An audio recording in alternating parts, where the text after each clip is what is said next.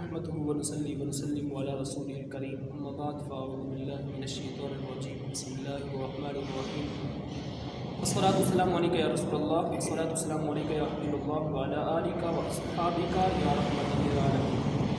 محترم ناظرین و سامعین، السلام علیکم ورحمۃ اللہ وبرکاتہ۔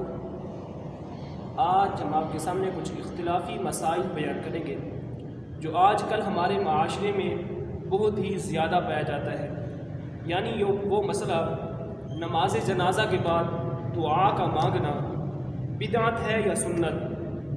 کیونکہ آج کل ہمارے معاشرے میں کچھ لوگ ایسے ہیں جو کہتے ہیں کہ نماز جنازہ کے بعد دعا کا مانگنا بدعت ہے۔ تو اس مسئلے کے بارے میں مولانا حافظ یونس صاحب سے ہم رہنمائی چاہیں گے کہ اس مسئلے کے بارے میں ہماری رہنمائی کریں۔ مولانا حافظ یونس صاحب۔ بسم اللہ والصلاة والسلام علی رسول اللہ، والصلاة والسلام علیک یا سیدی یا رسول اللہ، وعلی آلک واصحابک یا سیدی یا نور اللہ۔ دیکھیں طاہر بھائی، آپ نے بہت اچھا سوال کیا ہے، اللہ تبارک و تعالی آپ کو جزائے خیر عطا فرمائے۔ دیکھیں طاہر بھائی، یہ جو مسئلہ آپ نے پوچھا ہے کہ نماز جنازہ کے بعد دعا مانگنا جائز ہے یا بدعت ہے یا سنت ہے، اس سلسلے میں علماء کرام کا، مفتیان کرام کا، جو مخالفین حضرات ہیں ان کے ساتھ اختلاف ہے۔ اور یہ آج کے دور میں اختلاف شروع نہیں ہوا، بلکہ یہ صدیوں سے چلا آ رہا ہے، اور ہمارے جو علماء کرام ہیں، ہمارے مفتیان کرام ہیں، وہ مخالفین حضرات کو بھی بتاتے ہیں کہ بھائی یہ دلیل ہے، یہ فلاں کتاب سے ثابت ہے، نماز جنازہ کے بعد دعا مانگنا جائز ہے، یہ سنت ہے، یہ بدعت یا ناجائز ہے، حرام کام نہیں ہے۔ ہمارے علماء کرام مخالفین حضرات کو دلائل دیتے ہیں کہ جائز ہے۔ دیکھیں، وہ کہتے ہیں کہ وہ دلیل یہ پیش کرتے ہیں کہ صحابہ کرام نے نماز جنازہ کے بعد دعا نہیں مانگی، اور حضور علیہ الصلوۃ والسلام نے نماز جنازہ کے بعد دعا نہیں مانگی، وہ یہ دلیل پیش کرتے ہیں، حالانکہ یہ درست دلیل نہیں ہے۔ دیکھیں، حلال شے وہ ہوتی ہے، یعنی کہ حلت اور حرمت کا جو حکم لاگو ہوگا وہ حدیث اور قرآن کی روح سے ہوگا، قرآن اور حدیث کی روشنی سے ہوگا۔ یعنی اگر قرآن میں اس چیز کی حرمت بیان ہوئی ہے کہ یہ چیز حرام ہے تو پھر اس صورت میں وہ حرام ہوگی، اور قرآن و حدیث میں کہا گیا کہ یہ چیز حلال ہے تو اس صورت میں وہ چیز حلال ہوگی۔ جبکہ نماز جنازہ کے بعد دعا مانگنا نہ تو اس کے بارے میں قرآن و حدیث میں کوئی نفی کی گئی ہے، اور نہ ہی کسی فقہائے کرام کے قول سے نفی کی گئی ہے، بلکہ یہ جائز ہے۔ یعنی کہ یہ قاعدہ آپ ذہن میں رکھ لیں، جس شے کی حرمت اور نہ ہی حلت قرآن و حدیث میں ہے تو وہ شے حلال ہوتی ہے، وہ شے مباح ہوتی ہے، وہ شے جائز ہوتی ہے۔ یہ فقہائے کرام نے باقاعدہ یہ قاعدہ ذکر فرمایا ہے۔ ترمذی شریف کے اندر حدیث موجود ہے، میں آپ کے سامنے ذکر کر دیتا ہوں دلیل کے طور پر۔ حضرت سلمان فارسی رضی اللہ تعالیٰ عنہ یہ روایت کرتے ہیں، اور یہ وہ صحابی ہیں کہ جن کی عمر تمام صحابہ کرام سے بڑی تھی، لمبی عمر تھی ان کی۔ ایک روایت میں آتا ہے کہ انہوں نے حضرت عیسیٰ علیہ السلام کا زمانہ پایا تھا، انوار البیان کے اندر یہ روایت موجود ہے۔ وہ روایت کرتے ہیں کہ حضور علیہ السلام نے ارشاد فرمایا کہ حلال وہ چیز ہے کہ جسے رب تعالیٰ نے اپنے قرآن میں، اپنی کتاب میں حلال فرمایا، اور حرام وہ ہے جسے رب تعالیٰ نے اپنی کتاب میں حرام فرمایا، اور جس کا کچھ ذکر نہیں فرمایا اس پر اللہ تبارک و تعالیٰ کچھ مواخذہ نہیں فرمائے گا، وہ کام کرنا جائز ہے۔ ترمذی شریف کے اندر حدیث موجود ہے، آپ ہمیں دکھا دیں کہاں پر لکھا ہوا ہے کہ نماز جنازہ کے بعد دعا مانگنا جائز نہیں ہے، یہ حرام ہے، یہ بدعت ہے، کہاں لکھا ہوا ہے؟ ایسا نہیں ہے۔ یہ کام نہ تو حلت ہوئی ہے اس کی ثابت قرآن و حدیث سے، نہ ہی حرمت ثابت ہوئی ہے، تو پتہ چلا یہ کام مباح ہے، یہ جائز ہے، بالکل جائز ہے، کر سکتے ہیں، یہ جائز ہے۔ جی بالکل طاہر بھائی، جائز ہے۔ اور فقہائے کرام نے اس کے لیے باقاعدہ احادیث بھی ذکر کی ہیں۔ حضور علیہ الصلوۃ کی حدیث شریف ہے، مسلم شریف کے اندر حدیث موجود ہے، میرے آقا سید کونین صلی اللہ تعالیٰ علیہ وآلہ وسلم نے ارشاد فرمایا کہ جو شخص اپنے بھائی کو نفع پہنچانا چاہتا ہے اور وہ پہنچا بھی سکتا ہے، فَلْيَنْفَعُهُ، بس چاہیے کہ وہ اپنے بھائی کو نفع دے۔ اب چاہے وہ مردہ ہو چاہے وہ زندہ ہو، دونوں ہی دعا کے مستحق ہیں، اور مردہ جو ہے وہ زیادہ اولیٰ ہے، زیادہ حقدار رکھتا ہے دعا کا، چونکہ اب وہ کچھ کر ہی نہیں سکتا، اب اس کے لیے دعا کر لینی چاہیے کیونکہ وہ حقدار ہے۔ اب وہ خود تو دعا نہیں کر سکتا، اپنے لیے بخشوا سکتا نہیں، بلکہ اس کے لیے دعا کی جائے گی، اس کو بخشوایا جائے گا۔ یہ حدیث شریف سے ثابت ہے۔ اور میں دلیل کے طور پر ایک اور بھی حدیث سے ذکر کر دیتا ہوں۔ ایسے سینکڑوں روایات موجود ہیں نماز جنازے کے بعد دعا مانگ سکتے ہیں۔ وہ حدیث کون سی ہے؟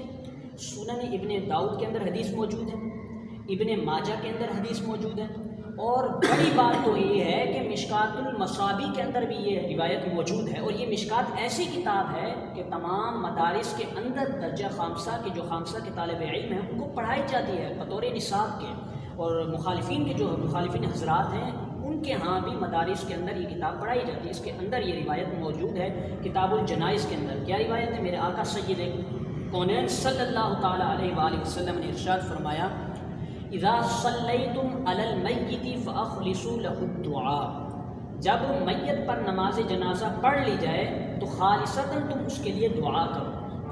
اب یہاں سے ثابت ہو رہا ہے، حضور نے فرمایا جب تم میت پر نماز جنازہ پڑھ لو۔ اور کچھ حضرات کہتے ہیں کہ نہیں، حضور نے یہ فرمایا کہ نماز جنازہ کے اندر دعا مانگو خالصتاً، وہ یہ دلیل پیش کرتے ہیں، حالانکہ ایسا نہیں ہے۔ کیسے؟ اذا صلیتم، یہاں پر ماضی کا صیغہ استعمال فرمایا، یعنی کہ میت پر نماز جنازہ پڑھ چکو، یہ نہیں کہ پڑھ رہے ہو، نہیں بلکہ پڑھ چکو، تو اس کے بعد تم خالصتاً اس کے لیے دعا کرو۔ اب کچھ کہتے ہیں کہ نہیں جی، یہ نماز جنازہ کے بعد سلام پھیرنے کے بعد دعا مانگنے کا یہاں پر حکم نہیں ہے، بلکہ وہ تو قبرستان میں دفنانے کے بعد کا حکم دیا گیا ہے، وہ یہ دلیل پیش کرتے ہیں۔ میں یہاں پر ایک اصول قاعدہ بیان کر دیتا ہوں، بلاغت کا قاعدہ ہے، چونکہ بلاغت کس لیے ہوتی ہے؟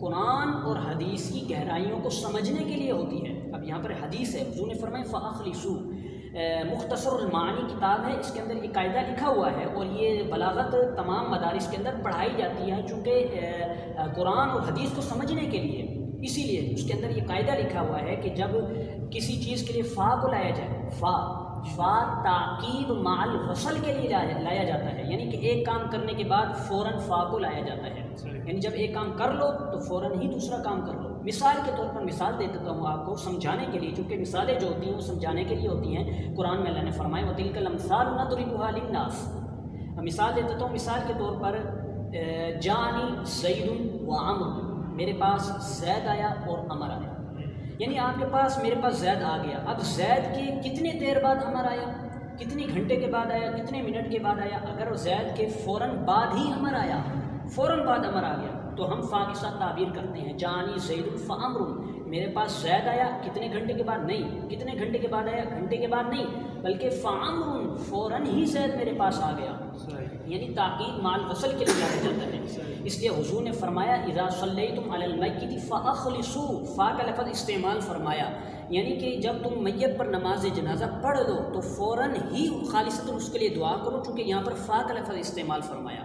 اگر نماز جنازہ کیا کہتے ہیں دعا قبرستان میں جا کر مانگنی ہوتی، حضور یہ فرماتے تو یہاں پر سما کا لفظ استعمال فرماتے، جی سما مؤخر کے لیے لایا جاتا ہے، یعنی کہ دیر کے لیے۔ اگر زید میرے پاس زید ہے یا پھر گھنٹے کے بعد آیا عمر، تو پھر یہاں پر ایسے کلام کریں گے جانی زید ثم عمر، میرے پاس زید آیا پھر گھنٹے کے بعد، 2 گھنٹے کے بعد، جتنے منٹ کے بعد پھر عمر آیا۔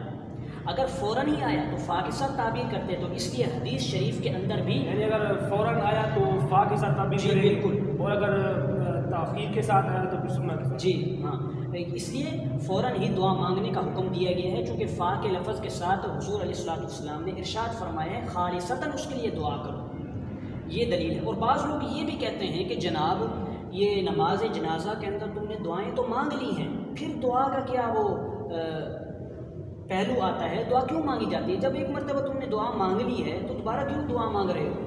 تو کہتے ہیں کہ تکرار آ رہا ہے، دعا کے اندر تکرار آ رہا ہے، یہ جائز نہیں ہے، وہ یہ دلیل پیش کچھ لوگ کہتے ہیں، جی کچھ مخالفین حضرات ہیں وہ یہ کہتے ہیں، جبکہ یہ بھی حدیث سے ثابت ہے، تکرار کے ساتھ دعا کرنا مستحب ہے، یہ حدیث سے ثابت ہے، حدیث جی بالکل مستحب ہے۔ ہاں، صحیح مسلم شریف کے اندر حدیث موجود ہے، صحیح مسلم کے اندر حدیث آتی ہے حضور علیہ السلام، بلکہ بعض لوگ کہتے ہیں، ہم ان کو پھر یہ جواب بھی دے سکتے ہیں کہ تم جو نماز پڑھتے ہو، فرض نماز پڑھتے ہو، ظہر کی عصر کی جو بھی فرض نماز ہے، اس کے اندر سورۃ الفاتحہ پڑھتے ہو، یا آخر میں رب اجعلنی دعا پڑھتے ہو، سلام پھیرنے کے بعد تم ہاتھوں کو اٹھا کے دعا تو مانگتے ہو، حالانکہ ایک دفعہ دعا مانگ لی، دوسری مرتبہ تکرار کیوں کر رہے ہو؟ چلو وہ پھر حدیث یہ پیش کرتے ہیں بھائی یہ ثابت ہے، حضور نے مانگی تھی نماز کہ فرض نماز کے بعد دعا مانگنا جائز ہے، یہ حدیث سے ثابت ہے، تو ہم ہم بھی دلیل پیش کرتے ہیں، ہمارے پاس بھی دلیل موجود ہے کہ دعا کا تکرار کرنا یہ سنت ہے، یہ مستحب ہے۔ حضور علیہ الصلوۃ والسلام کی حدیث ہے، حضور نے ارشاد فرمایا کہ اللہم اغثنا اللہم اغثنا اللہم اغثنا 3 مرتبہ فرمایا، یہ تکرار آ گیا دعا کا۔ اب 3 مرتبہ جی بالکل تکرار آ رہا ہے۔ اور امام نووی رحمۃ اللہ تعالیٰ علیہ وہ اس حدیث کی شرح میں فرماتے ہیں کہ اس حدیث سے ثابت ہو گیا، ہمیں اس حدیث سے دلیل مل گئی کہ دعا کا تکرار کرنا یہ مستحب ہے، یہ حضور علیہ الصلوۃ والسلام کی سنت ہے۔